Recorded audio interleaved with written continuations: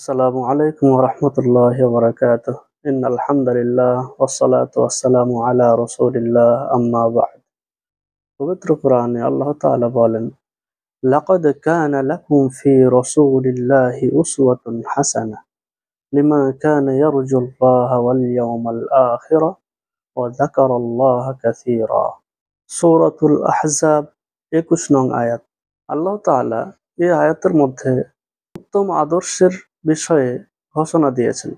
কোথায় গেলে উত্তম আদর্শ পাওয়া যাবে?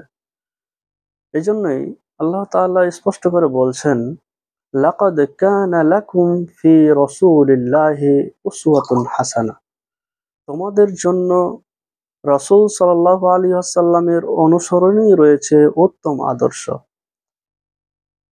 লিমান কানা ইয়ারজুল্লাহা ওয়াল ইয়াওমাল আখির।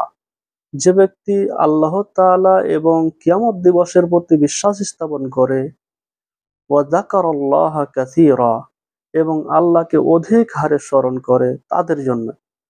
যারা আল্লাহ এবং কিয়ামত দিবসের প্রতি বিশ্বাস স্থাপন করে এবং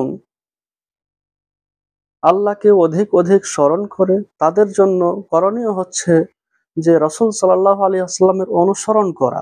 অতএব আমাদের আদর্শ এমন কোনো ব্যক্তি কিংবা তন্ত্র মন্ত্রের অনুসরণে হতে পারে না যে তন্ত্র মন্ত্র কিংবা ব্যক্তি আল্লাহ এবং তার রাসূলের অনুসরণ করে না।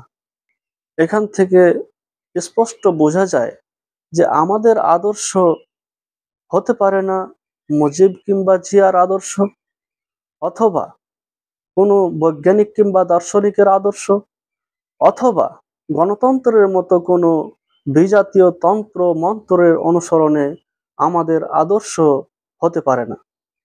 আল্লাহ তাআলা আমাদেরকে সঠিক আদর্শ, ইসলামিক আদর্শে আদর্শবান হয়ে জীবন যাপন করার তৌফিক দান করুন। আল্লাহুম্মা আমিন।